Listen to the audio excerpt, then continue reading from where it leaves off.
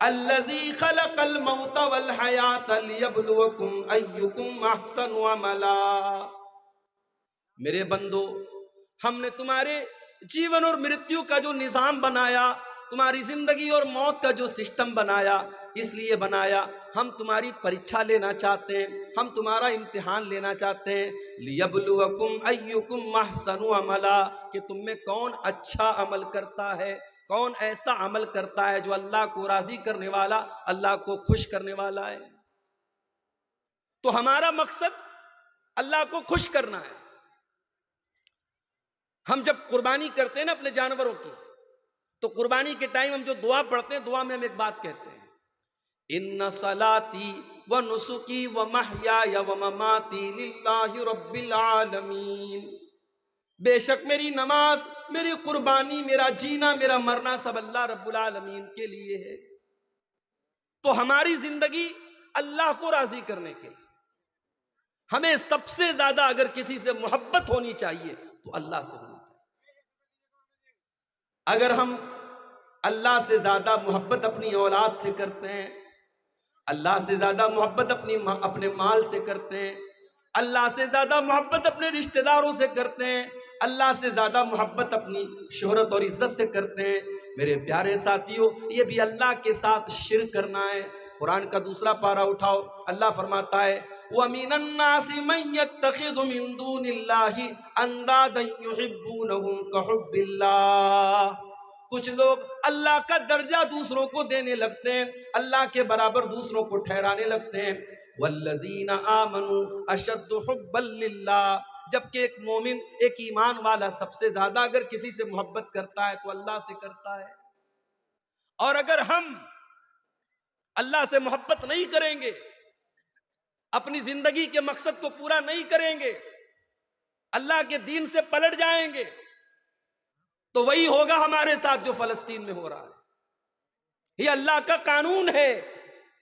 اللہ نے قرآن میں بتا دیا کہ اگر تم پھر جاؤ گے، ہم بدل کے دوسری قوم کو لے آئیں گے۔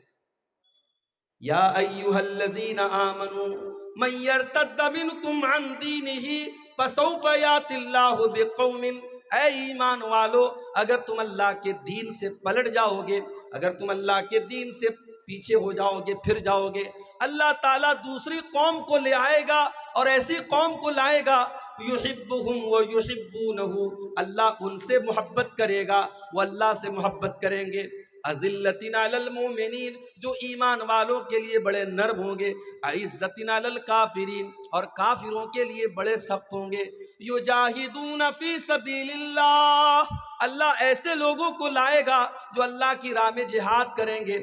ولا یخافون لومۃ لائم، اور کسی کی پرواہ نہیں کریں گے، کسی سے ڈریں گے نہیں۔ اگر ہم اللہ سے محبت نہیں کریں گے، ہم پرواہ نہیں کریں گے کہ اللہ ہم سے خوش ہے کہ نہیں، اللہ ہم سے ناراض تو نہیں ہے، اگر ہم اس بات کی پرواہ کرنا بند کر دیں گے، اللہ دوسری قوم کو لے آئے گا اور اللہ ہمیں زمین سے مٹا دے گا۔ اور آج ہم کائنات میں یہ چیز میرے بھائیوں ہم دیکھ رہے ہیں۔ تو آج کی تقریر کا میرا موضوع کیا ہے؟ وہ کون سی ایسی چیزیں ہیں جو اللہ کو پسند نہیں ہیں، جن کا نام لے کر کے اللہ نے کہا کہ یہ کام مت کرنا، یہ کام مجھے پسند نہیں ہے، میں یہ کام پسند نہیں کرتا، اگر یہ کرو گے تو میں ناراض ہو جاؤں گا۔ بھائی محبت کرتے ہو نا اللہ سے، اگر اللہ سے محبت کرتے ہو تو پھر پرواہ کرنی پڑے گی کہ اللہ کو کیا پسند ہے اور کیا ناپسند ہے۔ تو آج ہماری تقریر کا ٹاپک ہے اللہ کو کیا ناپسند ہے، تو سنیں گے انشاءاللہ، اور صرف سننا نہیں ہے، انشاءاللہ عمل بھی کرنا ہے۔ جتنی چیزیں بیان کی جائیں گی قرآن کی روشنی میں اور حدیث کی روشنی میں بیان کی جائیں گی، اور نمبر سے میں بیان کروں گا، اور مقصد یہ ہے کہ ان چیزوں سے ہم اپنے آپ کو بچائیں گے، جن چیزوں کا نام لے کر کے اللہ نے کہا کہ یہ چیز ہمیں پسند نہیں ہے۔ آئیے قرآن کا دوسرا پارہ کھولتے ہیں۔ اللہ فرماتا ہے وَقَاتِلُوا فِي سَبِيلِ اللَّهِ الَّذِينَ يُقَاتِلُونَكُمْ، اے ایمان والو تم ان سے جنگ کرو جو تم سے جنگ کرتے ہیں، تم ان سے لڑائی کرو جو تم سے لڑائی کرتے ہیں۔ وَلَا تَعْتَدُوا، اور دیکھو لڑائی کے میدان میں حد سے تجاوز نہ کرنا۔ اللہ کی بنائی ہوئی حد کو پار نہ کرنا. ان اللہ لا يحب المعتدین، اللہ تعالی حد پار کرنے والوں کو پسند نہیں کرتا. دنیا والوں نے ایک اصول بنایا ہے. کیا اصول ہے؟ Everything is fair in love and war. پیار میں اور جنگ میں سب جائز ہے. دیکھو آج جنگ میں کیا ہو رہا ہے. ایک طرف حماس نے حملہ کیا اسرائیل پر اور 400-500 لوگوں کو مارا. میڈیا کی رپورٹس نے بتایا بچے بھی مرے، عورتیں بھی مرے. اسلام کے اکارڈنگ غلط ہے بچوں کو مارنا، عورتوں کو مارنا. جو جنگ کے میدان میں نہیں آیا، جو لڑ نہیں رہا ہے، اس کو نہیں مار سکتے. اگر حماس کے حملے میں بچے مرے ہم کنڈیم کرتے ہیں. اگر حماس کے حملے میں بے قصور مرے ہم مذمت کرتے ہیں، ہم نندا کرتے ہیں اس کی. مگر بدلے میں کیا ہوا؟ 500 کے بدلے میں 7,000 لوگ اب تک مارے جا چکے ہیں میڈیا کی رپورٹ کے مطابق. پورا شہر غازہ تباہ ہو چکا ہے. ہاسپٹلوں کے اوپر بمباری ہو رہی ہے. چھوٹے چھوٹے معصوم بچے مر رہے ہیں اور دنیا کے کانوں پر کوئی فرق نہیں پڑ رہا ہے. تو میرے بھائی یہ جنگ ہے. جنگ میں لوگ کہتے ہیں سب جائز ہے. بچے مرے جائز ہے، عورتیں مرے جائز ہے. میرے نبی نے کیا فرمایا؟ میرے نبی جب جنگ کے میدان میں اپنے صحابہ کو بھیجتے تو کیا فرماتے ہیں؟ اغزو بسم اللہ، جاؤ اللہ کا نام لے کر کے لڑو. وقاتلوا فی سبیل اللہ، اور جاؤ تم اللہ کے راستے میں جا کر کے لڑو. ولا تقتلوا ولیدا، کسی بچے کو قتل نہ کرنا. ولا تقتلوا شیخا فانیا، کوئی ایسا بوڑھا انسان ہے جو جنگ کے میدان میں لڑ نہیں رہا ہے، جو میدان جنگ سے کنارے ہے، اس کو خبردار قتل نہ کرنا. ولا تغلوا، جنگ کے میدان میں بھی کسی کے ساتھ خیانت مت کرنا، کسی کے ساتھ دھوکہ مت کرنا، کسی کے ساتھ فراڈ مت کرنا. ولا تقطعوا شجرۃ، کسی پیڑ کو نہ کاٹنا، کسی عبادت گاہ کو مت گرانا، کسی کے پوجا استھل کو مت گرانا. یہ اسلام نے اصول بتائے. دنیا کا اصول ہے جنگ میں سب جائز ہے. میرے نبی کا اصول ہے نہیں، جنگ کے میدان میں بھی سب جائز نہیں. وہی بات قرآن کہہ رہا ہے، اے ایمان والو جب تم اپنے دشمنوں سے جنگ کرو، جب تم اپنے دشمنوں سے لڑائی کرو، ولا تعتدوا، تو حد پار مت کرو. اللہ تعالیٰ نے ہر چیز کی ایک حد بنائی. انسان جوان ہوتا ہے، لڑکا بالغ ہوتا ہے، لڑکی بالغ ہوتی ہے. اللہ نے دونوں کے اندر جنسی خواہش رکھی ہے، سیکسول ڈیزائر رکھا ہے. مرد کو عورت کی ضرورت ہے، عورت کو مرد کی ضرورت ہے. اللہ نے اس خواہش کو پورا کرنے کا جائز طریقہ نکاح کو بنایا. لڑکا لڑکی کا نکاح کر دیا جائے، ان کی خواہش کو صحیح طریقے سے پورا کیا جائے. اب وہی لڑکا اور وہی لڑکی اگر زنا کا راستہ اپنائے، اگر بدکاری کا راستہ اپنائے، اگر غلط لوگوں سے ریلیشن شپ قائم کرے، میرے پیارے ساتھیوں یہی اللہ کی حد سے تجاوز کرنا ہے. اور اللہ فرماتا ہے وَلَا تَعْتَدُوا إِنَّ اللَّهَ لَا يُحِبُّ الْمُعْتَدِينَ، اللہ کی حد کبھی پار مت کرنا. اللہ حد پار کرنے والوں کو پسند نہیں کرتا ہے. آپ کے علاقے میں لڑکیوں کو حصہ دیتے ہیں وراثت میں؟ بولو بھائی، کیا لڑکی باپ کی وراثت میں حصہ پاتی ہے آپ کے علاقے میں؟ نہیں پاتی ہے.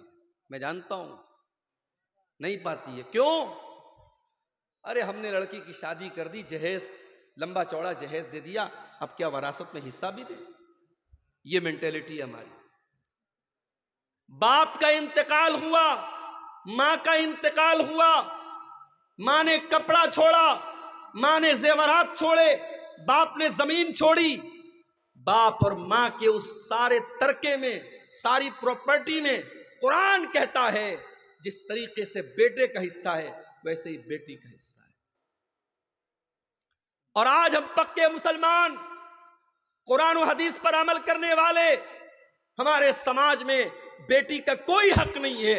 بیٹی مانگ لے تو سماج کہتا ہے کتنی بے غیرت لڑکی ہے، باپ کی جائیداد میں سے حصہ مانگ. اللہ تعالیٰ نے جب سورہ نساء کے اندر زمین اور جائیداد کے مسئلے بیان کیے، فرمایا تلک حدود اللہ، یہ میں جو حصہ ترکہ بیان کر رہا ہوں میرے بندو، یہ اللہ کی بنائی ہوئی حدیں ہیں، ان حدوں کو کبھی پار نہ کرنا، یہ اللہ کا بنایا ہوا قانون ہے، اللہ کے قانون کو تم کبھی نہ توڑنا۔ میرے پیارے ساتھیو، آپ کار چلاتے ہیں، راستے میں ٹریفک پولیس والے کھڑے ہیں، ٹریفک کا نیم ہے، کار چلانے والا سیٹ بیلٹ لگا کر کے چلے گا، بائک چلانے والا ہیلمٹ لگا کر کے چلے گا۔ اگر کہیں پر سگنل ہے تو ریڈ سگنل ہونے پر گاڑی آگے بڑھائے گا اور گرین سگنل ہونے پر وہ گاڑی آگے نہیں بڑھائے گا۔ یہ ٹریفک کے بنائے ہوئے قانون ہے۔ ہم نے ٹریفک کا سگنل توڑ دیا، ہم نے ہیلمٹ نہیں لگایا، ہم نے کار چلانے کے ٹائم سیٹ بیلٹ نہیں لگایا، کیمرہ لگا ہوا ہے، آٹومیٹک کیمرہ لگا ہے، کیمرے میں فوٹو آ گیا کہ جناب آپ نے سیٹ بیلٹ نہیں لگایا، آپ نے ہیلمٹ نہیں لگایا۔ آج آٹومیٹک سسٹم ہو چکا ہے، آپ کے موبائل کے اوپر میسج آ گیا، آپ ہیلمٹ کے بغیر گاڑی چلا رہے تھے، 500 روپے کی پینالٹی لگ گئی۔ سیٹ بیلٹ کے بغیر آپ کار چلا رہے تھے، 1000 کی پینالٹی لگ گئی۔ آپ نے سگنل کراس کیا تھا، 500 روپے کی پینالٹی لگ گئی۔ آج دنیا والوں نے ٹریفک کے قانون کو توڑنے کے لیے پینالٹیاں بنائی ہیں، جرمانے بنائے ہیں۔ میرے پیارے ساتھیوں، اللہ تعالیٰ نے بھی شریعت میں بہت سارے قانون بنائے ہیں، بہت ساری لمٹس بنائی ہیں۔ اگر ہم ان قوانین کو توڑیں گے اللہ ہم سے ناراض ہوگا۔ اللہ پینالٹی تو نہیں لگائے گا لیکن اللہ تعالیٰ ناراض ہوگا، اور جب وہ ناراض ہوگا تو پھر ہمارا انجام بہت برا ہونے والا ہے۔ اسی لیے اللہ فرماتا ہے وَلَا تَعْتَدُوا إِنَّهُ لَا يُحِبُّ الْمُعْتَدِينَ۔ وہ لوگوں تم اللہ کی حد کو کبھی پار نہ کرنا، اللہ حد پار کرنے والوں کو پسند نہیں کرتا۔ آپ جانتے ہیں ایک مذہب ہے ہمارے ملک میں، جین مذہب۔ جین مذہب کے لوگ کوئی گوشت نہیں کھاتے، وہ 100% شاکاہاری ہوتے ہیں، اور اتنا ہی نہیں، وہ جب چلتے ہیں تو ماسک لگا کے چلتے ہیں۔ کیوں؟ کیونکہ ان کا کہنا ہے جب ہم ہوا میں سانس لیتے ہیں تو بہت سارے کیڑے مکوڑے اور بہت سارے جراثیم اور کیٹانو ہمارے سانس لینے سے مر جاتے ہیں، تو ہم ماسک لگا لیتے ہیں تاکہ ان کی ہتیا نہ ہو۔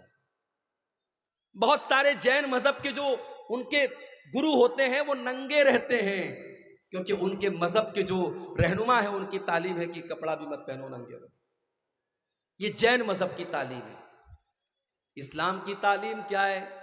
اسلام یہ کہتا ہے، اللہ قرآن میں کہتا ہے یا ایھا الذین آمنوا لا تحرموا طیبات ما احل اللہ لکم۔ اے ایمان والو خبردار، جس چیز کو اللہ نے حلال کیا ہے تمہیں حرام کرنے کا کوئی ادھیکار نہیں ہے۔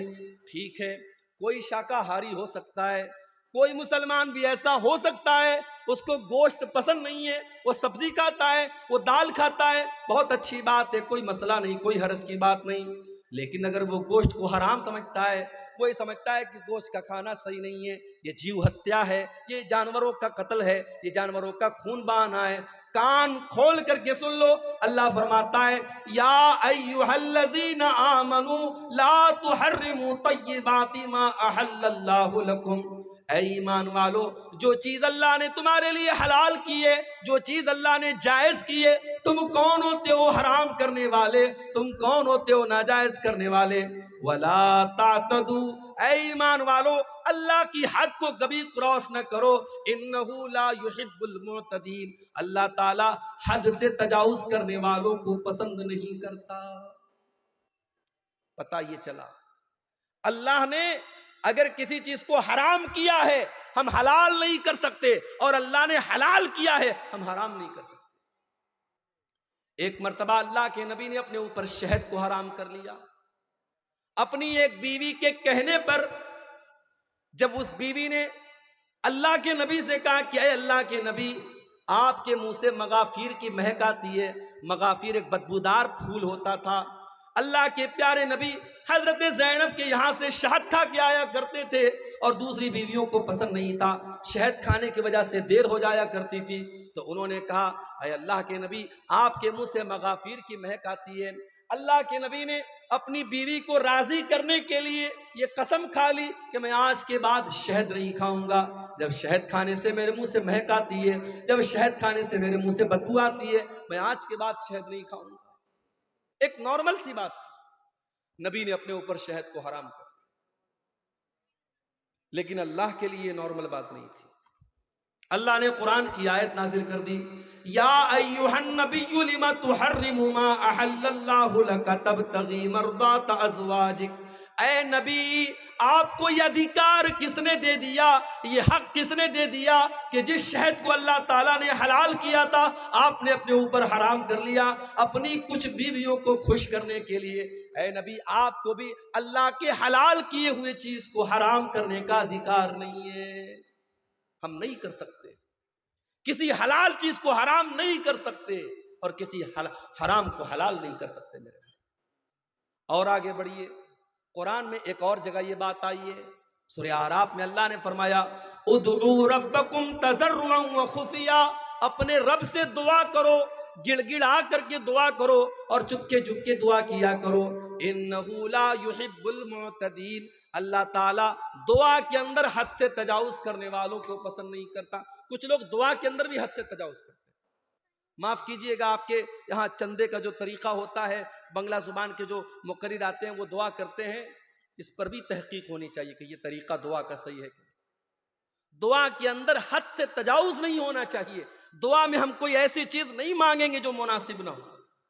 ایک صحابی نے اپنے بیٹے کو دیکھا، بیٹا دعا کر رہا ہے، اے اللہ جنت میں داہنے طرف سفید رنگ کا محل مجھے عطا فرما دے، جنت کے اندر وائٹ ہاؤس مجھے دے دے۔ صحابی نے بیٹے کو یہ دعا کرتے ہوئے سنا، کہا ہے میرے بیٹے یہ تو کیا دعا کر رہا ہے؟ کہا ابا جان میں دعا کر رہا ہوں کہ اللہ تو مجھے جنت کے داہنے سائیڈ میں ایک سفید رنگ کا محل عطا فرما۔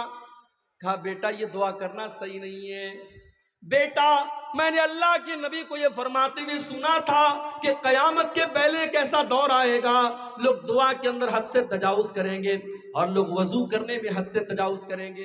اے میرے بچے جب تجھے دعا کرنا ہو تو سمپل یہ دعا کر، اے اللہ میں جنت کا سوال کرتا ہوں، میں جہنم سے تیری پناہ مانگتا ہوں۔ اس میں اتنی ڈیٹیل مت بیان کرو، اپنی دعا میں یہ مت کہو کہ اے اللہ جنت کے داہنے سائیڈ میں مجھ کو یہ محل عطا فرما، یہ دعا کے اندر حد سے تجاوز کرنا ہے۔ بعض لوگ دعا کرتے ہیں، کہتے ہیں اے اللہ اپنے نبی کے صدقے میری یہ دعا قبول کر لے۔ یہ صدقہ کیا ہے بھائی؟ نبی کے صدقے کیسے دعا ہوتی ہے؟ غلط ہے، یہ دعا میں حد سے تجاوز ہے۔ آپ دعا میں اگر وسیلہ لگانا چاہتے ہیں اپنے کسی نیک عمل کا وسیلہ لگائیے۔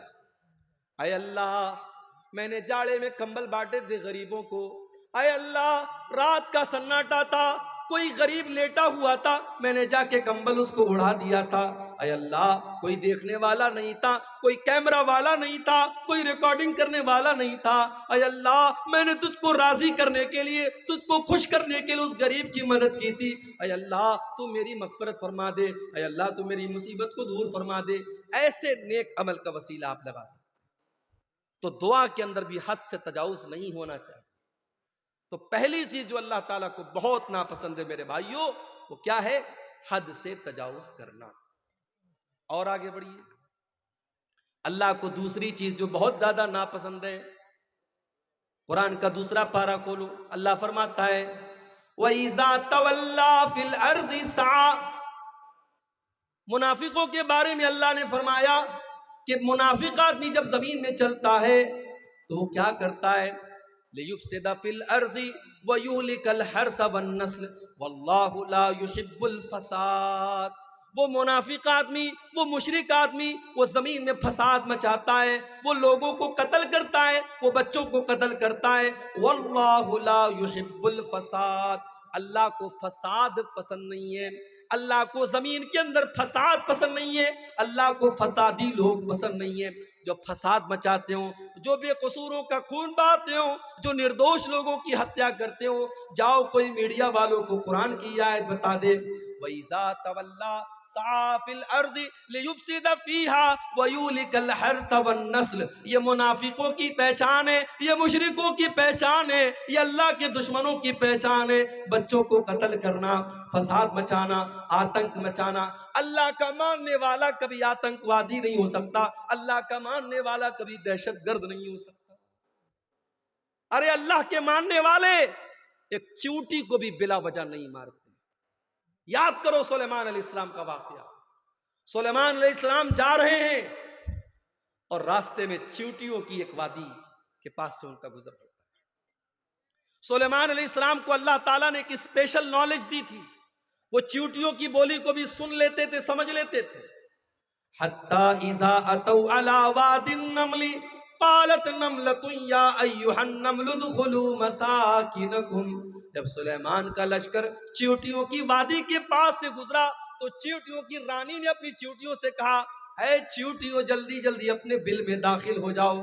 لا یحطمنکم سلیمان وجنودہ وہم لا یشعرون.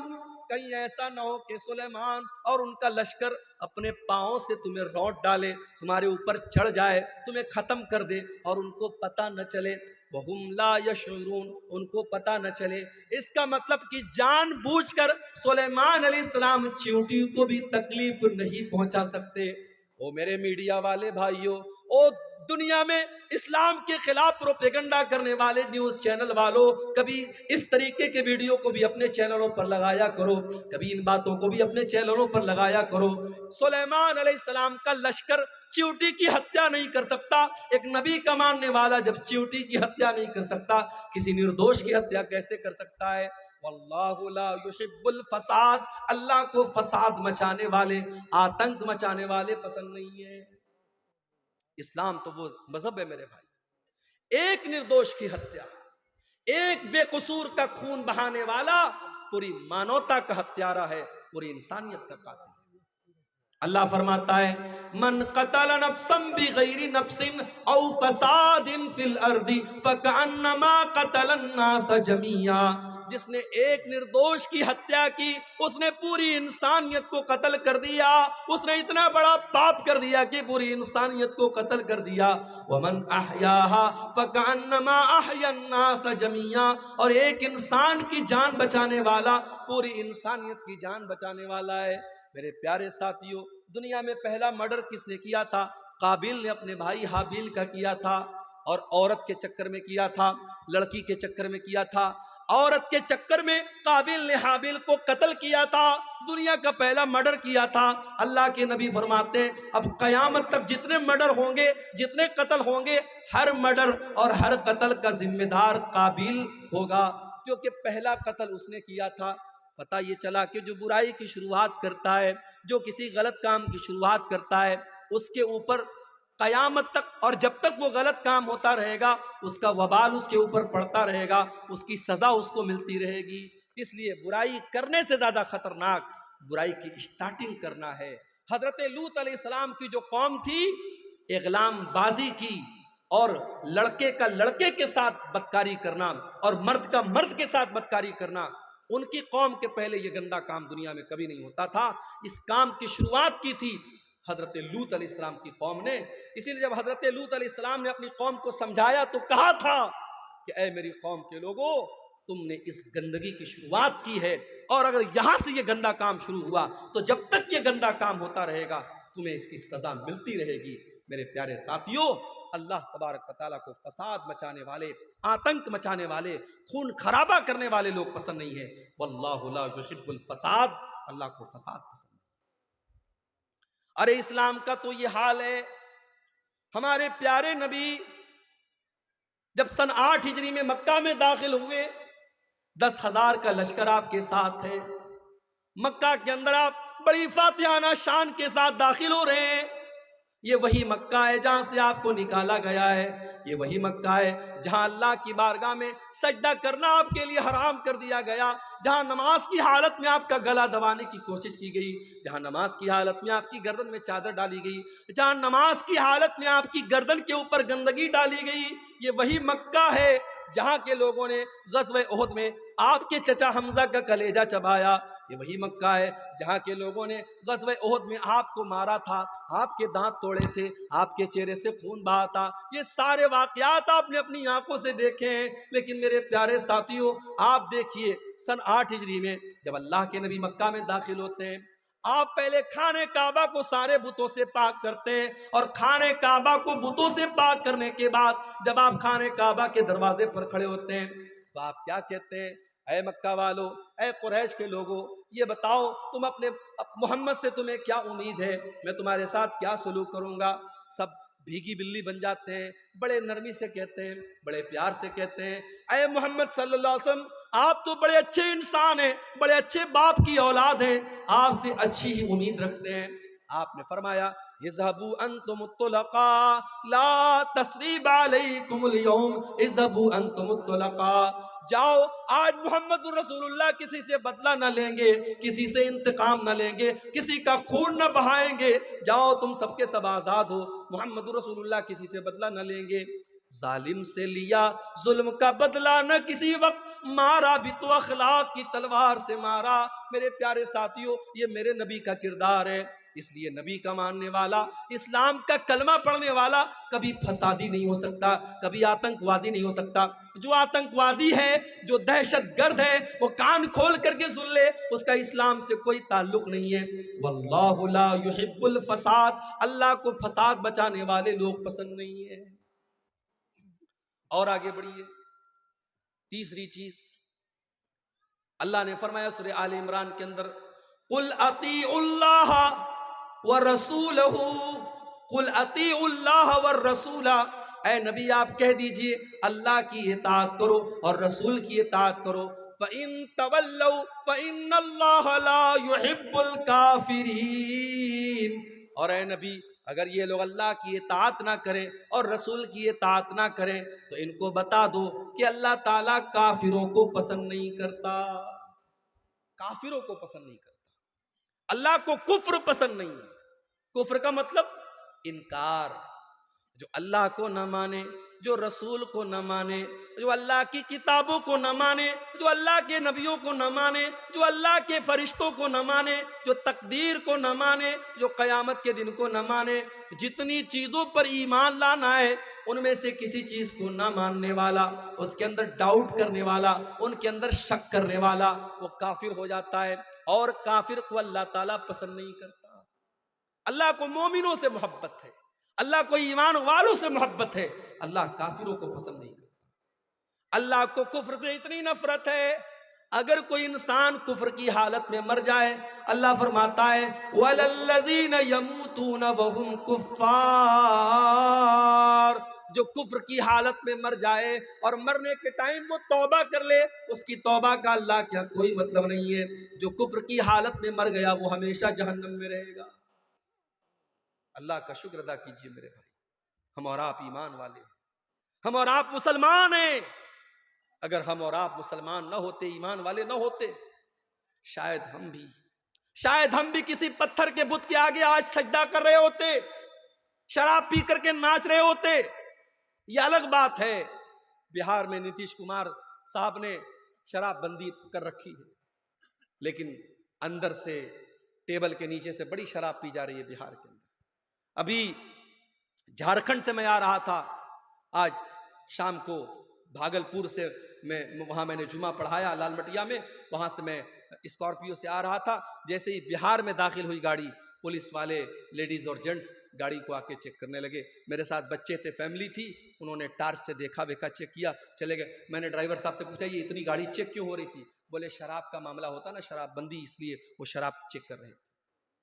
پابندی ہے بہار کے اندر، مگر ہم سب جانتے ہیں کہ شراب پی جا رہی ہے، اور افسوس کی بات یہ ہے کہ بڑی تعداد میں مسلمان شراب پیتا ہے۔ کتنے مسلمان ہیں جو بغیر شراب پی اپنے گھر میں داخل نہیں ہوتے؟ نتیش کمار کے ڈر سے کتنے لوگوں نے شراب پینا بند کر دیا۔ میرے پیارے ساتھیوں، اللہ کے ڈر سے مسلمان شراب پینا بند نہ کر پایا۔ کتنے افسوس کی بات ہے، سرکار کا ڈنڈا پڑا تو شراب بند ہو گئی، لیکن اللہ تعالیٰ کے عذاب کا ڈر ہمیں شراب نہ چھڑا سکا۔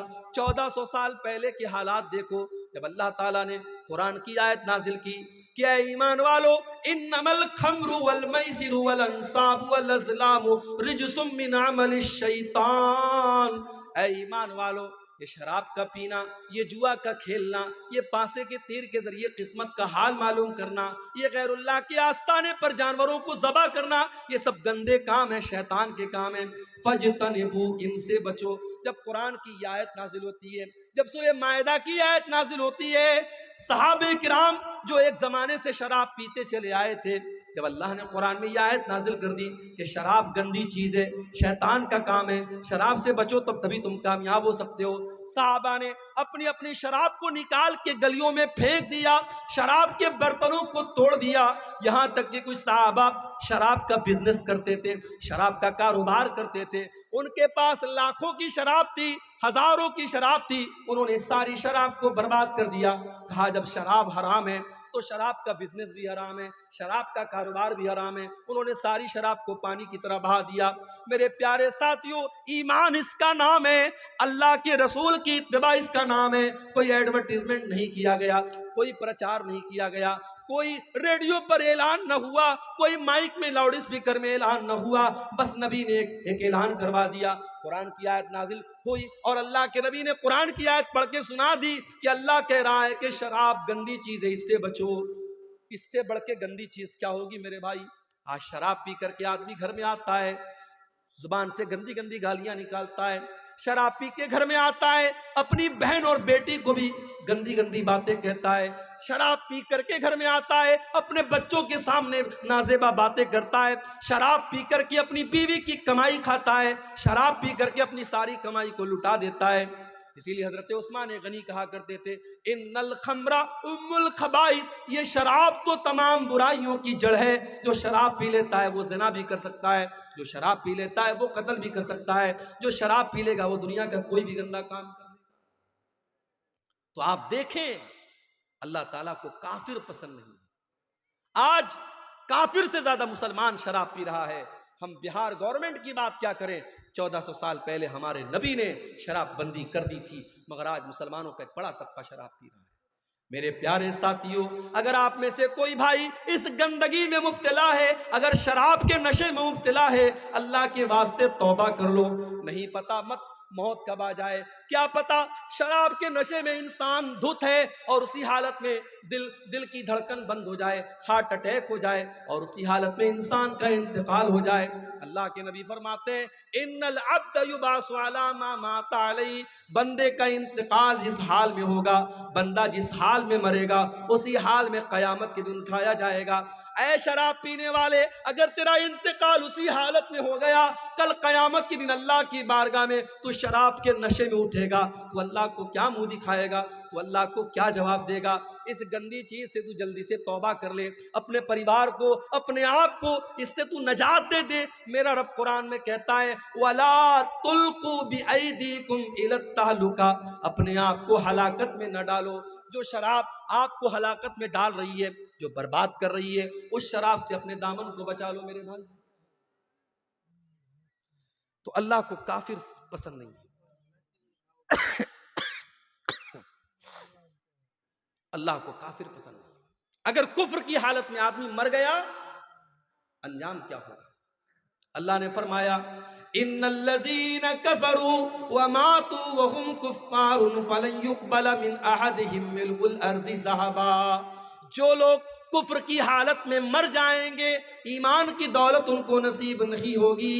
کان کھول کر کے سن لو، اللہ فرما رہا ہے کل قیامت کے دن اللہ کی بارگاہ میں اگر زمین بھر کے سونا بھی وہ لے کے آ جائیں گے اور اللہ سے کہیں گے اللہ تو زمین بھر کے سونا لے لے اور ہم کو جہنم کے عذاب سے بچا لے، اللہ فرماتا ہے فَلَن يُقْبَلَ مِنْ أَحَدِهِمْ، زمین بھر کے سونا لے کر کے بھی ان کو جہنم کی آگ سے نجات نہ ملے گی، جہنم کی آگ سے اللہ ان کو نہیں بچائے گا۔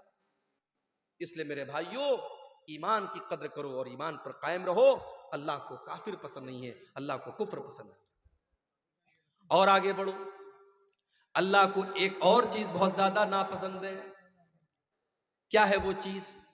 وَلَا تُجَادِلْ عَنِ الَّذِينَ يَخْتَانُونَ أَنفُسَهُمْ، اے نبی، اے میرے پیارے نبی، آپ ان لوگوں کا ڈیفنس مت کیجئے، ان لوگوں کا بچاؤ مت کیجئے، ان لوگوں کی طرف سے آپ بحث مت کیجئے جو اپنے آپ کے ساتھ خیانت کرتے ہیں۔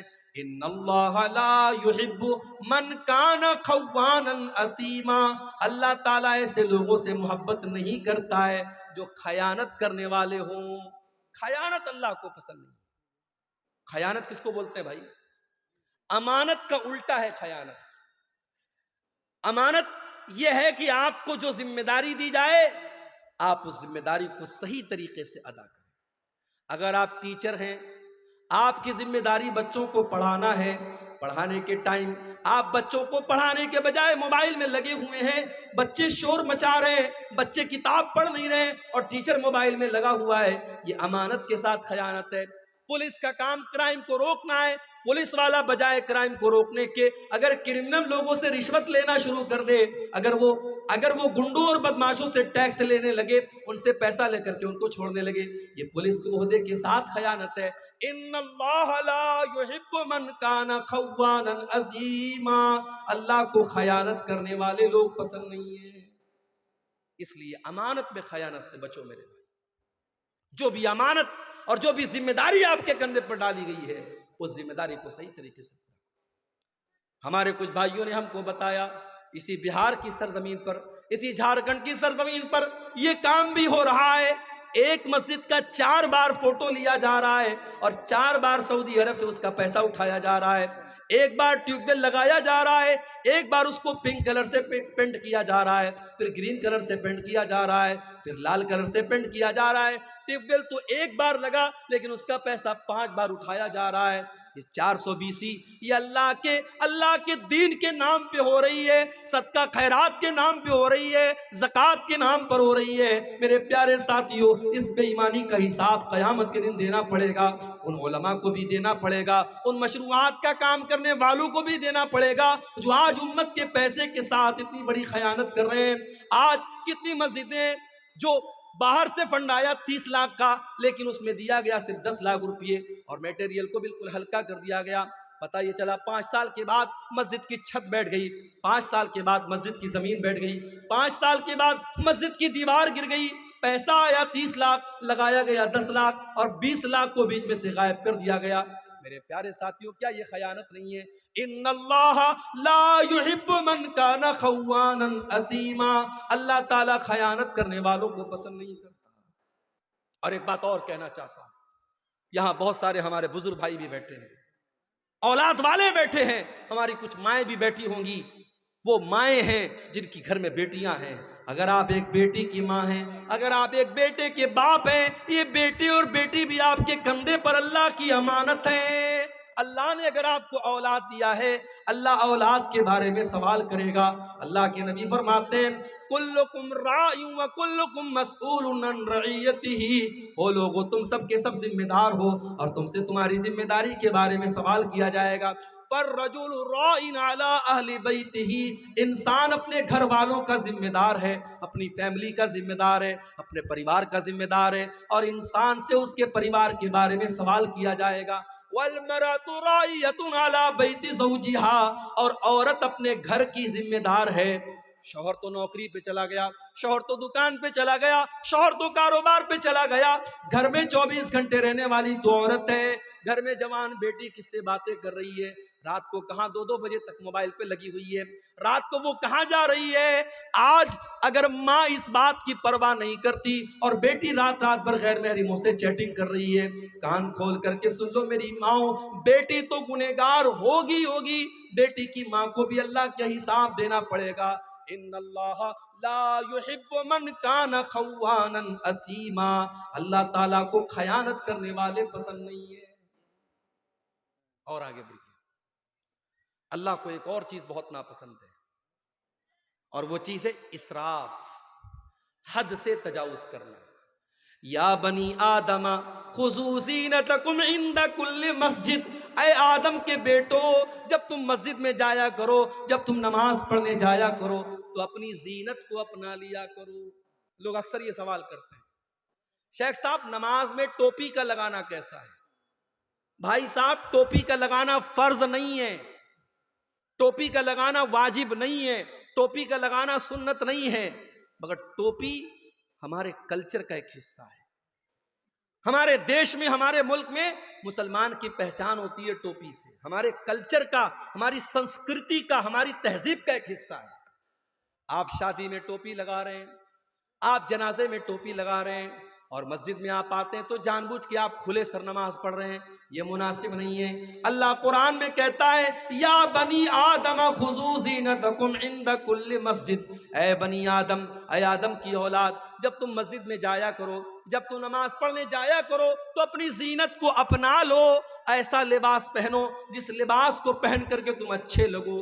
بھائی نماز تو بنیان میں بھی ہو جائے گی، اگر مرد کا ناف سے لے کر کے گھٹنے تک کا حصہ ڈھکا ہوا ہے اور کندھا ڈھکا ہوا ہے تو نماز تو ایسے بھی ہو جائے گی، مگر آپ بنیان پہن کے اور ایک چھوٹا سا گمچھا باندھ کر کے مسجد میں آئیں، یہ مناسب نہیں ہے۔ آپ اس ڈریس میں آئیں جو آپ کی بہترین ڈریس ہے، جس ڈریس میں آپ اچھے لوگوں کے پاس اٹھتے ہیں بیٹھتے ہیں۔ اللہ کہہ رہا ہے اے آدم کی اولاد، جب تم مسجد میں آؤ تو اپنی زینت کو اپنا لو۔ وَكُلُوا وَاشْرَبُوا، اور خوب کھاؤ خوب پیو، وَلَا تُسْرِفُوا، لیکن کھانے اور پینے میں حد سے تجاوز نہ کرو، اسراف نہ کرو، فضول خرچی نہ کرو۔ اِنَّهُ لَا يُحِبُّ الْمُسْرِفِينَ، اللہ تعالیٰ فضول خرچی کرنے والوں کو پسند نہیں کرتا۔ ایک مرتبہ میرا پروگرام تھا کلکتہ میں، مٹیا برج ایک علاقہ ہے، وہاں بڑا اچھا علاقہ ہے، مسلمانوں کی بڑی آبادی ہے اور ماشاءاللہ سب پیسے والے لوگ ہیں، سب بزنس مین لوگ ہیں۔ میں گیا، میرا پروگرام تھا، تو وہاں ایک مسلمان سیٹھ جی تھے، مجھے لوگوں نے بتایا کہ ان کی بیٹی کی شادی ہوئی تو انہوں نے 5 کروڑ روپے کا زیور اپنی بیٹی کو بنا کر دیا۔ 5 کروڑ روپے کا زیور انہوں نے اپنی بیٹی کو دیا، یہ دکھانے کے لیے صاحب میں بہت پیسے والا آدمی۔ بھائی دولت ہے تمہارے پاس، اس کا مطلب یہ نہیں ہے کہ تم اس کو جہاں چاہے اور جیسے چاہو اڑا دو۔ اس امت میں آج کتنی غریب بہنیں ہیں جو اپنے بچوں کا خرچ چلانے کے لیے دوسروں کے گھر میں جا کے صفائی کا کام کرتی ہیں، برتن مانجتی ہیں، تب ان کا پریوار چلتا ہے۔ اس امت میں آج بھی کتنے بچے ہیں جو ایک ٹائم کا کھانا کھاتے، دوسرے ٹائم کا کھانا انہیں نصیب نہیں ہوتا۔ اس امت میں آج بھی کتنے لوگ ہیں جن کے سر پر چھت نہیں ہے، جن کے پاس اپنا مکان نہیں ہے، جو سڑکوں اور چوراہوں پر رات میں کھلے آسمان کے نیچے رات گزارتے ہیں۔ جس امت کا یہ حال ہو، جس قوم کا یہ حال ہو، اس قوم کے لوگ، اس قوم کے امیر امرا 5 کروڑ روپے کے زیورات اپنی بیٹیوں کو شادی میں دے رہے ہیں، پورے زیورات سے اپنی بیٹی کو لاد دے رہے ہیں۔ کیا یہ فضول خرچی نہیں ہے میرے بھائی؟ اللہ کے نبی فرماتے ہیں قیامت کے دن انسان لا تزول قدم ابن آدم من عند ربہ یوم القیامہ، قیامت کے دن انسان 5 سوالوں کا جواب دیے بغیر اپنی جگہ سے ٹس سے مس نہیں ہو سکتا۔ 5 سوالوں کا جواب سب کو دینا ہے، مجھے بھی دینا ہے، آپ کو بھی دینا ہے، عالم کو بھی دینا ہے، جاہل کو بھی دینا ہے، عام آدمی کو بھی دینا ہے اور وی آئی پی کو بھی دینا ہے۔ 5 سوالوں کا جواب سب کو دینا ہے۔ پہلا سوال عن عمرہ فیما افنا، تو نے اپنی زندگی کو کہاں گزارا۔ دوسرا سوال وعن شبابہ فیما ابلا، تو نے اپنی جوانی کو کہاں گزارا۔ تیسرا سوال وعن مالہ من این اکتسبہ، تو نے مال کہاں سے کمایا۔ چوتھا سوال وفیما انفقہ، تو نے مال کہاں پر خرچ کیا۔ مال کہاں پر خرچ کیا اس کا بھی حساب دینا پڑے گا۔ اپنی محبوباؤں کے لیے ریچارج کروانے والے ہمارے منچلے نوجوان، وہ 100-200 روپے کا جو ریچارج کراتے ہیں اپنی کانوں کی لذت کے لیے اور بدکاری کے لیے، وہ بھی تیار رہیں۔ مال کہاں پہ خرچ ہو رہا ہے حساب دینا پڑے گا، اور مال کیسے کما رہے ہو، ڈریم 11 کے ذریعے کما رہے ہو، سٹے بازی کے ذریعے کما رہے ہو۔ ابھی ہمارے واٹس ایپ پر ایک میسج آیا کہ کرکٹ کے میچ میں سٹا لگانا ہو تو ہم سے کانٹیکٹ کیجیے، ہمارے گروپ کو جوائن کر لیجیے، ہم 100% بالکل صحیح بھوشیہ وانی کرتے ہیں۔ میں نے کھولا وہ گروپ، دیکھا، میں نے سوچا کہ دیکھیں یہ کیا بھوشیہ وانی کرتا ہے۔ آج پاکستان کا اور ساؤتھ افریقہ کا میچ تھا، اس نے کہا یہ میچ پاکستان جیتے گا۔ اب کتنے لوگوں نے اس کے کہنے پر سٹا لگا دیا ہوگا، لاکھوں کا، کروڑوں کا، اور شام رات ہوتے ہوتے جب رزلٹ آیا پتہ لگا پاکستان ہار گئی اور ساؤتھ افریقہ جیت گئی۔ یہ سٹے بازی آج ہمارا نوجوان بڑی تعداد میں واٹس ایپ کے ذریعے، ٹیلی گرام کے ذریعے، فیس بک کے ذریعے باقاعدہ سٹا ہو رہا ہے، اور لاکھوں کروڑوں کا سٹا ہو رہا ہے اور جوا ہو رہا ہے، اور ہمارا مسلمان اس میں حصہ لے رہا ہے، اور میرے پیارے ساتھیوں وہ یہ سوچ رہا ہے کہ ہم راتوں رات امیر بن جائیں۔ اگر وہ ایک بار 1 لاکھ روپیہ جیت جائے گا، اگلی بار 10 لاکھ لگائے گا کہ میں 10 لاکھ جیت جاؤں گا، اور پتہ لگا وہ 10 لاکھ ڈبا دے گا، قرضے میں ڈوب جائے گا اور اپنے آپ کو اور اپنے گھر والوں کو داؤں پہ لگا دے گا۔ میرے پیارے ساتھیوں، مال کہاں سے کما رہے ہو اس کا بھی حساب دینا پڑے گا، اور مال کہاں خرچ کر رہے ہو اس کا بھی حساب دینا۔ تو فضول خرچی کرنے والے، ناجائز پیسہ اڑانے والے اور اپنی جائز خواہشات پر بھی لمٹ سے زیادہ خرچ کرنے والے، اس کو اسراف کہتے ہیں، اور اللہ اسراف کرنے والوں کو پسند نہیں کرتا ہے۔ اور آگے بڑھیے میرے پیارے ساتھیوں، واللہ لا يحب الظالمین، اللہ تعالیٰ ظلم کرنے والوں کو پسند نہیں کرتا، ظلم کرنے والوں سے محبت نہیں کرتا، ظلم اللہ کو پسند نہیں۔ ظالم کان کھول کر کے سن لے، ظلم کا انجام برا ہونے والا ہے، ظلم زیادہ دیر تک چلنے والا ہے۔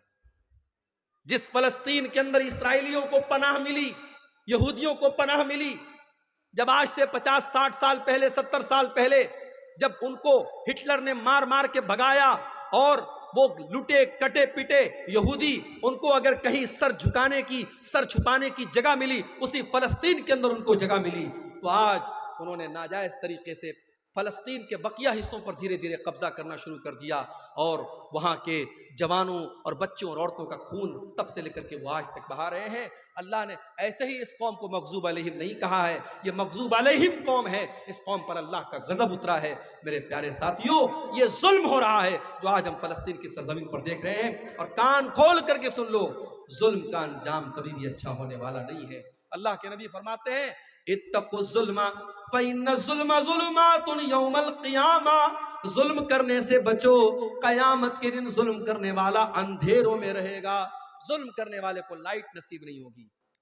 کبھی رات میں جب آپ کار چلا رہے ہو یا بائک چلا رہے ہو اور بالکل جنگل میں سنسان راستے میں آپ جا رہے ہو، اچانک اپنی بائک کی لائٹ آپ بند کر دیجئے، اپنی کار کی ہیڈ لائٹ آپ بند کر دیجئے، 10 سیکنڈ کے لیے آپ ڈر جائیں گے میرے بھائی، آپ ڈر جائیں گے۔ چاروں طرف کھپ اندھیرا ہو اور آپ کے پاس کوئی لائٹ نہ ہو، کوئی روشنی نہ ہو، آپ ایک قدم چل نہیں سکتے، قیامت کا دن ہوگا، وہ انسان کتنا بد نصیب ہوگا جس کو روشنی نصیب نہیں ہوگی۔ اللہ نے کہا ظالم کو قیامت کے دن کوئی روشنی نصیب نہیں ہوگی۔ دنیا میں جتنا ظلم کرنا ہے کر لو، طاقت کا نشہ، کرسی کا نشہ، پاور کا نشہ، جتنا اس نشے پر اڑنا ہے اڑ لو، مگر یاد رکھو، ناؤ کاغذ کی صدا چلتی نہیں، ظلم کی ٹہنی کبھی پھلتی نہیں۔ اللہ کو ظلم کرنے والے لوگ پسند نہیں ہیں میرے پیارے ساتھی۔ اس کائنات کا میں اللہ کا یہ نظام اور اللہ کی یہ سنت رہی ہے، اللہ کا قانون رہا ہے۔ اللہ نے مشرک اور کافر کو حکومت دی ہے، لیکن اللہ نے ظالم کو حکومت میں نہیں رہنے دیا ہے۔ ظالم کا انجام بڑا بھیانک ہوا ہے۔ برسوں، ہزاروں برس پہلے فرعون نام کا ایک ظالم تھا جس نے چھوٹے چھوٹے بچوں کو قتل کروایا تھا۔ جب اس کے دربار میں کسی کاہن نے، کسی جادوگر نے کہا تھا، کسی بھوشیوانی کرنے والے نے کہا تھا کہ اے فرعون، تیری حکومت میں ایک بچہ پیدا ہونے والا ہے جو آگے چل کر کے تیری حکومت کو ختم کرے گا، تو وہ فرعون جو اپنے آپ کو خدا کہتا تھا، اپنے آپ کو رب کہتا تھا، اس نے آرڈر دے دیا اور چھوٹے چھوٹے بچوں کو قتل کروانے کا حکم دے دیا۔ مگر اللہ کو اس ظالم کو ختم کرنا تھا، اللہ نے ایسا پلان بنایا، اللہ نے ایسی تدبیر بنائی کہ اسی ظالم کے گھر میں حضرت موسیٰ علیہ السلام اسی کے پیسے سے پرورش پاتے ہیں، اور پھر آگے چل کے حضرت موسیٰ علیہ السلام جب اللہ کے نبی بنتے ہیں اور فرعون کو دعوت دیتے ہیں، اور فرعون حضرت موسیٰ کی دعوت کو ٹھکرا دیتا ہے، تو انجام کتنا بھیانک ہوتا ہے کہ دریائے قلزم میں، پانی کے اندر فرعون ڈوب کر کے مر جاتا ہے۔ میرے پیارے ساتھیوں، ظالم کا انجام بہت ہی بھیانک ہونے والا ہے۔ واللہ لا يحب الظالمین، اللہ کو ظلم کرنے والے لوگ پسند نہیں۔ اور آگے بڑھیے، اللہ کو تکبر کرنے والے، گھمنڈ کرنے والے، اہنکار کرنے والے لوگ بھی پسند نہیں ہیں۔ حضرت لقمان اپنے بچے کو نصیحت کرتے ہیں تو کیا کہتے ہیں؟ وَلَا تُسَعِّرْ خَدَّكَ لِلنَّاسِ وَلَا تَمْشِ فِي الْأَرْضِ مَرَحًا، اے میرے بچے، تو گال پھلا کر کے لوگوں سے نہ ملا کر اور زمین میں اکڑ کر کے نہ چلا کر۔ ان اللہ لا يحب من کان مختالا فخورا، اللہ تعالیٰ گھمنڈی لوگوں سے محبت نہیں کرتا، گھمنڈی لوگوں کو پسند نہیں کرتا، گھمنڈی لوگ اللہ کو پسند نہیں ہے۔ قارون بڑی دولت والا تھا، اس کو اپنی دولت پر بڑا ناز تھا، لیکن قارون کے قوم میں جو نیک لوگ تھے، جو ایمان والے لوگ تھے، انہوں نے قارون کو نصیحت کی اور کہا کہ اے قارون لا تفرح، اپنی دولت پر اترانا نہیں، اپنی دولت پر غرور نہیں کرنا، ان اللہ لا يحب الفرحین، اللہ تعالیٰ اترانے والوں کو، گھمنڈ کرنے والوں کو پسند نہیں کرتا ہے۔ وَابْتَغِ فِيمَا آتَاكَ اللَّهُ الدَّارَ الْآخِرَةَ، اے قارون تجھے اللہ نے بڑی دولت سے نوازا ہے، بڑے خزانے اللہ تعالیٰ نے تجھے دیے ہیں، اے قارون اپنی دولت کے ذریعے تو آخرت کی تیاری کر۔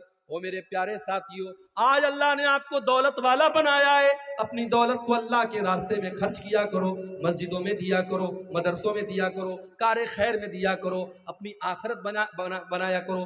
وَلَا تَنْسَ نَصِيبَكَ مِنَ الدُّنْيَا، میں یہ نہیں کہتا کہ دنیا کو بھول جاؤ، دنیا میں جو تمہارا حق ہے، دنیا میں جو تمہارا حصہ ہے، دنیا کا حصہ تم اس سے خوب فائدہ اٹھا لو، لیکن اصل تیاری آخرت کی کرو۔ وَلَا تَبْغِ الْفَسَادَ فِي الْأَرْضِ، اور قارون سے اس کی قوم کے لوگوں نے کہا کہ اے قارون تو زمین میں فساد مچانے کی کوشش نہ کرنا، اللہ تعالیٰ فسادی لوگوں کو پسند نہیں کرتا۔ تو تکبر اور گھمنڈ یہ اللہ کو پسند نہیں ہے میرے بھائی۔ دنیا میں جس نے تکبر کیا، جس نے گھمنڈ کیا، اس کا انجام بڑا بھیانک ہے۔ ابلیس نے تکبر کیا، اللہ کی بارگاہ سے دھتکارا گیا۔ قارون نے تکبر کیا، اس کے محل کو زمین میں دھسا دیا گیا۔ فرعون نے تکبر کیا، اس کو پانی میں ڈوبا کر کے مار دیا گیا۔ نمرود نے تکبر کیا، ایک معمولی مچھر نے اس کا کام ختم کر دیا۔ قوم عاد نے تکبر کیا، قوم سمود نے تکبر کیا، اللہ نے پٹک پٹک کر کے ان کو بے جان کر دیا۔ میرے بھائیوں، تکبر کا انجام بڑا ہی بھیانک ہوتا ہے، اور تکبر کرنے والا اور گھمنڈ کرنے والا اللہ کو پسند نہیں۔ اب یہاں ایک سوال پیدا ہوتا ہے، مولوی صاحب نے شیروانی پہنی ہے، سامنے ایک لنگی والا آ گیا، لنگی پہنے ہیں، بنیان پہنے ہیں۔ اب مولوی صاحب کے دل میں فیلنگ آئی کہ یار میں 10,000 روپے کا کپڑا پہنا ہوں، یہ 500 روپے کا کپڑا پہنا ہے۔ مولوی صاحب کے اندر ایک فیلنگ آئی، حاجی صاحب کے اندر ایک فیلنگ آئی کہ میں پیسے والا آدمی ہوں، میرا کپڑا اس کے کپڑے سے اچھا ہے۔ تو کیا اچھا کپڑا پہننا یہ حرام ہے؟ اگر ہم پیسے والے ہیں، دولت والے ہیں، تو کیا ہم مہنگا کپڑا نہیں پہن سکتے، اچھا کپڑا نہیں پہن سکتے؟ ایسا کوئی مسئلہ نہیں ہے۔ آپ اگر پیسے والے ہیں، آپ اگر دولت والے ہیں، تو آپ اچھا کپڑا پہن سکتے ہیں، بلکہ پہننا چاہیے، پہننا چاہیے۔ پھٹا پرانا کپڑا پہننا یہ دینداری نہیں ہے۔ بہت سے لوگ اس کو سمجھتے ہیں پیسہ بہت ہے، دولت بہت ہے، لیکن ہمیشہ پھٹا پرانا کپڑا پہن کر کے بالکل عجیب و غریب شکل بنائے رہیں گے اور کہیں گے صاحب پیسہ تو ہے، مگر ہمارا اسلام یہ کہتا ہے کہ سمپل رہو۔ سمپل رہنا ایک الگ چیز ہے، اور اپنی دولت ہونے کے باوجود پھٹا پرانا میلا کچیلا کپڑا پہننا یہ الگ چیز ہے۔ اللہ کے نبی کے ایک صحابی آئے، اللہ کے نبی نے دیکھا کہ بڑی ان کے کپڑے بڑے میلے کچیلے ہیں۔ آپ نے کہا دولت ہے تمہارے پاس، پیسہ ہے تمہارے پاس؟ کہا اے اللہ کے نبی بہت دولت ہے، اتنی بکریاں ہیں میرے پاس، اتنے اونٹ ہیں میرے پاس، اتنے غلام ہیں میرے پاس، بہت دولت ہے، بہت پیسہ ہے۔ اللہ کے نبی نے فرمایا ان آتاک اللہ مالا فلیرا اثر نعمت اللہ علیک، اے میرے صحابی اگر اللہ نے تم کو دولت سے نوازا ہے تو دولت کا اثر تمہارے اوپر ظاہر ہونا چاہیے۔ اچھا کپڑا پہنا کرو، اپنی حیثیت کے مطابق کپڑا پہنا کرو۔ اچھا کپڑا پہننا برا نہیں ہے، ہاں اچھا کپڑا پہننے کے بعد جب گھر سے نکلو تو جو تم سے کمزور کپڑا پہنے ہوئے ہے اس کو تم کبھی حقیر مت سمجھنا، یہ تکبر ہو جائے گا۔ اللہ کے نبی فرماتے ہیں ان اللہ جمیل یحب الجمال، اللہ تعالیٰ خوبصورت ہے اور خوبصورتی کو پسند کرتا ہے۔ اچھا کپڑا پہننا یہ گناہ نہیں ہے، اچھا جوتا پہننا یہ گناہ نہیں ہے، بلکہ گناہ کیا ہے؟ الکبر بطر الحق وغمط الناس، تکبر یہ ہے، گھمنڈ یہ ہے، انسان دوسروں کو حقیر سمجھے، دوسروں کو معمولی سمجھے اور اپنے آپ کو بڑا سمجھے، یہ تکبر ہے میرے پیارے ساتھیوں۔ اور میرے نبی نے اور اللہ نے تکبر سے منع کیا ہے۔ اللہ کے نبی نے تو یہاں تک فرمایا لا يدخل الجنت من کان فی قلبہ مثقال ذرۃ من الکبر، جس کے دل میں ذرہ برابر بھی تکبر ہوگا، گھمنڈ ہوگا، اہنکار ہوگا، وہ جنت میں نہیں جائے گا۔ اس لیے تکبر سے بچو، تواضع، اپنے اندر نرمی پیدا کرو، اپنے آپ کو چھوٹا سمجھو، لوگوں سے گھل مل کر کے رہو، اللہ تعالیٰ ایسے لوگوں سے محبت کرتا ہے۔ اور جو اپنے آپ کو چھوٹا بنا لیتا ہے، من تواضع للہ رفعہ اللہ، اللہ اس کو اور بلندی عطا کرتا ہے۔ اسی طریقے سے میرے پیارے ساتھیوں، اللہ تعالیٰ ان لوگوں کو بھی پسند نہیں کرتا ہے جو بیہودہ باتیں اپنے منہ سے نکالتے ہیں، جو گندی باتیں اپنے منہ سے نکالتے ہیں۔ اللہ کے نبی فرماتے ہیں، بخاری اور مسلم کی روایت ہے، بڑے غور سے سنیے گا، میں سمجھ رہا ہوں رات کا آخری ٹائم ہے، آپ کے صبر کا امتحان لے رہا ہوں، مگر بڑی امپورٹنٹ باتیں بیان کر رہا ہوں، سن کے جائیے۔ اللہ کے نبی فرماتے ہیں کہ ان اللہ لیبغض الفاحش البذیء، اللہ تعالیٰ ایسے لوگوں سے نفرت کرتا ہے، ایسے لوگوں کو پسند نہیں کرتا ہے جو فاحش ہوتے ہیں اور جو بذیء ہوتے ہیں۔ فاحش اور بذیء کس کو کہتے ہیں؟ جس کی زبان گندی ہوتی ہے، جو زبان سے گالی بکتا ہے، جو زبان سے بیہودہ باتیں کرتا ہے، اللہ ایسے لوگوں کو پسند نہیں کرتا ہے۔ میرے پیارے ساتھیوں، زبان کی حفاظت کرو، گالی گلوچ سے اپنے آپ کو بچاؤ۔ آج باپ گالی دیتا ہے، بچے اس سے گالی سیکھتے ہیں، بچیوں کی تربیت پر اثر پڑتا ہے۔ اپنے گھر کو گالی سے محفوظ رکھو، اپنے گھر کو گالی سے محفوظ رکھو۔ اور بچوں کے ہاتھ میں جو موبائل دیتے ہو نا، موبائل پر بھی چیک کرو، بچہ ایسی ریل تو نہیں دیکھ رہا ہے، بچہ گالی سیکھ رہا ہے، بچہ بیہودہ باتیں سیکھ رہا ہے۔ بچوں کی تربیت پر بھی بڑی توجہ دینے کی ضرورت ہے۔ آج ماں باپ نے بڑا سمپل طریقہ سمجھا ہے، بچے کے ہاتھ میں موبائل دے دیا، بچہ جو چاہے سو دیکھ رہا ہے۔ نہیں میرے بھائی، بچہ جو دیکھتا ہے اس سے سیکھتا ہے۔ 3 سال کا بچہ بھی اگر ویڈیو دیکھ رہا ہے تو سیکھ رہا ہے۔ آپ دیکھیے آپ کا بچہ کیا دیکھ رہا ہے، اگر آپ نے نہیں دیکھا انجام بڑا بھیانک ہوگا۔ عربی کا ایک شاعر کہتا ہے، لیس الیتیم من انتہا ابواہ من ہم الحیات وخلفاہ ذلیلا، یتیم وہ نہیں ہے جس کے ماں باپ اسے دنیا میں چھوڑ کے چلے جائیں۔ ان الیتیم هو الذی تلقى له امن تخلت او ابا مشغولا، ارے یتیم تو وہ ہے، یتیم تو وہ ہے، انات تو وہ ہے، ماں تو اس کے پاس موجود ہے مگر ماں کے پاس اپنے بچے کی دیکھ بھال کے لیے ٹائم نہیں ہے، باپ تو اس کے گھر میں موجود ہے مگر باپ کے پاس اپنے بچوں کے لیے فرصت نہیں ہے۔ میں تو خود ایک مدرسے میں ٹیچر ہوں، کبھی کبھی ایسے بھی پیرنٹس آتے ہیں، ایسے بھی ماں باپ آتے ہیں، بچہ کون سی کلاس میں پڑھتا ہے باپ کو یہ بھی نہیں پتا، بچہ کون سی کلاس میں پڑھتا ہے ماں کو یہ بھی نہیں پتا۔ اتنے بے خبر مت بنو میرے بھائی، اتنا پیسہ کمانے کے پیچھے اندھے مت بنو کہ آپ کو یہ محسوس ہی نہ ہو کہ آپ کا بچہ کہاں جا رہا ہے۔ تو اللہ تبارک و تعالیٰ کو ایسے لوگ بھی پسند نہیں ہیں جو بیہودہ باتیں اور گندی باتیں منہ سے نکالتے ہیں۔ ایک اور حدیث سن لیجئے، اس کے بعد ہم سوالات کو دیکھیں گے۔ اللہ کے پیارے نبی فرماتے ہیں، ابغض الناس عند اللہ ثلاثہ، 3 لوگ اللہ تعالیٰ کو بہت زیادہ ناپسند ہیں، 3 لوگوں سے اللہ تعالیٰ نفرت کرتا ہے۔ نمبر 1، ملحد فی الحرم، جو حرم کے اندر، اللہ کے گھر کے اندر، خانہ کعبہ کے اندر یا مدینہ منورہ کے اندر اللہ کی نافرمانی کرے۔ شراب پینا بہت غلط کام ہے، لیکن کوئی مکہ مدینہ میں جا کے شراب پیے۔ چوری کرنا بہت غلط کام ہے، لیکن کوئی مکہ مدینہ میں جا کے، حرم کے اندر جا کے چوری کرے تو یہ اور بڑا گناہ ہے۔ اس لیے جو عمرہ کرنے جائیں، میں سمجھاتا ہوئی ہوں اپنے بھائیوں، عمرہ کرنے آپ گئے، بھیڑ لگی ہوئی ہے طواف کے دوران، اب آپ کی خواہش ہے حجر اسود کو چومنے کی، حجر اسود کو ٹچ کرنے کی، مگر مردوں کی بھیڑ بھی ہے، عورتوں کی بھیڑ بھی ہے۔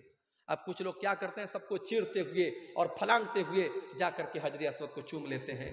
معاف کرنا میرے بھائی، حجر اسود کو چومنا اور حجر اسود کو ٹچ کرنا یہ کمپلسری نہیں ہے، یہ ضروری نہیں ہے، یہ بس ایک سنت ہے، مستحب ہے، بہتر ہے۔ اگر آپ چھو سکتے ہیں تو چھو لیجئے، نہیں چھو سکتے کوئی مسئلہ نہیں ہے، مگر وہاں پہ طواف کے دوران کسی عورت کو ٹچ کرنا حرام ہے، کسی مرد کو تکلیف پہنچانا حرام ہے۔ آپ ایسا طواف کس کام کا کہ دوسروں کو تکلیف پہنچا کر کے آپ آگے۔ اللہ کے نبی کہہ رہے ہیں، ملحد فی الحرم، جو حرم کے اندر، اللہ کے گھر کے اندر حرام کام کرے، ناجائز کام کرے، اللہ کو ناراض کرنے والا کام کرے، ایسا آدمی اللہ کو بہت ناپسند ہے۔ اور دوسرا انسان، وَمُبْتَغٍ فِي الْإِسْلَامِ سُنَّةَ الْجَاهِلِيَّةِ، اسلام کے اندر جو دور جاہلیت کے طریقے کو فالو کرے، جس کو اسلام کا کلچر پسند نہیں ہے، جس کو دور جاہلیت کا کلچر پسند ہے، جب وہ اس کے گھر میں بچے جب صبح صبح اٹھتے ہیں تو گڈ مارننگ کہہ کر کے اٹھتے ہیں، ان کو السلام علیکم پسند نہیں آتا ہے، اس کو وہ کلچر پسند نہیں ہے جو اسلام کا کلچر ہے، جو اللہ کا کلچر ہے، اس کو غیروں کا کلچر پسند ہے۔ جو انسان اسلام کے اندر بدعت کرتا ہے، اسلام کے اندر نیا نیا کام نکالتا ہے، اسلام کے اندر دور جاہلیت کا طریقہ نکالتا ہے، اللہ کے نبی فرماتے ہیں اللہ تعالیٰ کو ایسا انسان بہت زیادہ ناپسند ہے۔ اسی طریقے سے ایک اور انسان اللہ کے نبی فرماتے ہیں اللہ تعالیٰ کو بہت ناپسند ہے، وَمُطَّلِبُ دَمَ امْرِئٍ مُسْلِمٍ، کسی مسلمان کا خون بہانے والا، بے قصور انسان کا خون بہانے والا اور اس کے خون کا مطالبہ کرنے والا، ناجائز طریقے سے کسی مسلمان کا خون بہانے والا، وہ بھی اللہ تعالیٰ کو بہت زیادہ ناپسند ہے۔ تو یہ چند چیزیں ہیں میرے پیارے ساتھیوں جو اللہ تبارک و تعالیٰ کو بہت زیادہ ناپسند ہے، اور قرآن میں جن کا نام لے لے کر کے اللہ نے کہا کہ ہاں یہ چیزیں ہمیں ناپسند ہیں اور ہمیں اور آپ کو اس سے بچنا چاہیے۔ اب یہ کچھ سوالات آئے، ہم ان کو دیکھتے ہیں۔ یہ ایک سوال آیا ہے کہ کیا نماز کی حالت میں داہنے پیر کی جنبش سے نماز خراب ہو جاتی ہے؟ دیکھیے کوئی معمولی جنبش آپ کرتے ہیں، مان لیجیے کبھی ایسا ہو رہا ہے کہ ہم نماز پڑھ رہے ہیں، اب کہیں کھجلی ہو رہی ہے، ہاتھ سے آپ نے کھجلا دیا، یا کسی پاؤں میں کسی کیڑے نے کاٹ دیا، پاؤں سے آپ نے کھجلا لیا، اس سے کوئی حرج کی بات نہیں۔ نماز کی حالت میں کوئی ایسا کام آپ مت کیجئے کہ ایسا لگے کہ آپ نماز کے باہر ہیں، نماز کے اندر آپ ہے ہی نہیں ہیں، بالکل آپ جیسے آپ نے ہاتھ باندھا ہوا ہے، اب ہاتھ وات سب چھوڑ چھاڑ کے آپ سر کھجانے لگے، پیٹ کھجانے لگے، تو یہ مناسب نہیں ہے، اس سے آپ کی نماز خطرے میں پڑ جائے گی۔ معمولی کوئی جنبش ہو گئی تو اس سے کوئی حرج کی بات نہیں ہے۔ کیا پیر کے ناپاکی کو دھوئے بنا وضو شروع کر سکتے ہیں؟ اگر پیر کے اندر ناپاکی لگی ہے تو پہلے آپ پیر کو دھوئیں گے، آپ پہلے پیر کو دھوئیں گے۔ اسی طریقے سے جب غسل جنابت آپ کریں گے، جو ناپاکی کو دور کرنے والا غسل آپ کرتے ہیں، اس میں بھی شریعت کا مسئلہ یہی ہے کہ پہلے آپ اپنی شرمگاہ پر لگی ہوئی گندگی کو صاف کریں گے، اس کے بعد اپنے ہاتھوں کو اچھے سے دھلیں گے، پھر آپ وضو کریں گے۔ تو اگر کسی کے پیر میں گندگی لگی ہے تو پہلے پیر کی گندگی کو دھلے گا، اس کے بعد وضو کرے گا۔ اور ایک سوال تیسرا آیا ہے کہ کیا ایک انسان اپنی بیوی کے پستان سے فیضیاب ہو سکتا ہے؟ اس کے بارے میں علماء کی مختلف رائے ہے، زیادہ مناسب جو رائے ہے وہ یہی ہے کہ انسان کو اس چیز سے پرہیز کرنا چاہیے اور بچنا چاہیے، یہ مناسب نہیں ہے کیونکہ بچے کا حق ہے۔ واللہ اعلم بالصواب۔ دادا سے پہلے اگر باپ مر گیا تو اس کی اولاد کو میراث سے محروم کیوں کرتا ہے؟ دیکھیے شریعت کا ایک مسئلہ ہے کہ اگر دادا کی زندگی میں باپ مر گیا تو باپ اگر مر گیا تو پوتا ڈائریکٹ اپنے دادا کی وراثت میں حصے دار نہیں ہوگا۔ کیوں؟ کیونکہ اگر دادا کی اولاد زندہ ہے تو دادا کی اولاد کی موجودگی میں اولاد کی اولاد وارث نہیں ہوتی ہے، یہ مسئلہ یاد رکھیے۔ دادا کی زندگی میں اگر اولاد زندہ ہے تو جو اولاد کی اولاد ہے وہ وارث نہیں ہوگی۔ لیکن میں ایک سوال کرتا ہوں آپ سے، مان لیجئے کسی کے 5 لڑکے ہیں، اب ایک لڑکا باپ کی زندگی میں مر گیا، تو اب ظاہر ہے اس کے بچے کہاں جائیں گے؟ اس کے بچوں کا کیا قصور ہے اگر ان کا باپ مر گیا، اس کی پہلے کسی بہانے سے اس کی موت آ گئی؟ تو اسی لیے علماء کہتے ہیں کہ شریعت میں وصیت کرنے کا جو حکم ہے تو وصیت ایسی صورت میں کرنا ضروری اور لازم ہے۔ دادا کو چاہیے کہ اپنے اس یتیم پوتے کے حق میں اپنے جائیداد کی 1/3 حصے تک کی وہ جو وصیت کر سکتا ہے، جو شریعت میں وصیت کرنے کا آپشن ہے۔ اب یہاں پہ وصیت کرنا آپشنل نہیں ہے کہ چاہے تو کرے چاہے تو نہ کرے، بلکہ دادا کے لیے لازم ہے، ضروری ہے کہ وہ اپنے پوتے کو وہ وراثت میں وصیت کرے۔ باقی اگر ڈائریکٹ آپ پوچھیں گے تو وراثت میں حصے دار وہ یتیم پوتا نہیں ہوتا ہے۔ اب یہاں پہ چچا لوگوں سے بھی میں ایک بات کہنا چاہوں گا کہ جب شریعت عام یتیم کے ساتھ بھلائی کرنے کا حکم دیتی ہے تو بھائی وہ تمہارے بھائی کا بچہ ہے، تمہارا اپنا بھتیجا ہے، تمہاری انسانیت کیسے مر جاتی ہے کہ تم اپنے اس یتیم بھتیجے کو اس کے باپ دادا کی جائیداد سے بالکل محروم کر دیتے ہو۔ آج بڑے افسوس کے ساتھ کہنا پڑتا ہے کہ شریعت کے اس مسئلے کا بڑا مس یوز کیا جاتا ہے، اور جہاں باپ کی زندگی میں کسی بیٹے کا انتقال ہو جاتا ہے تو اس کے بچوں کو پوری جائیداد سے لوگ بے دخل کر دیتے ہیں، اور لوگ یہ نہیں سوچتے ہیں کہ یہ کتنا بڑا ظلم ہم کر رہے ہیں اور اس بچے کو ہم جیتے جی اس کے حق سے محروم کر رہے ہیں۔ ایک سوال یہ آیا ہے کہ میرا بچہ 10 سال کا ہو گیا ہے اور اب میں عقیقہ دینا چاہتا ہوں، کیا میں دے سکتا ہوں؟ بالکل دے سکتے ہیں۔ عقیقہ کا سب سے بہترین ٹائم 7ویں دن ہے۔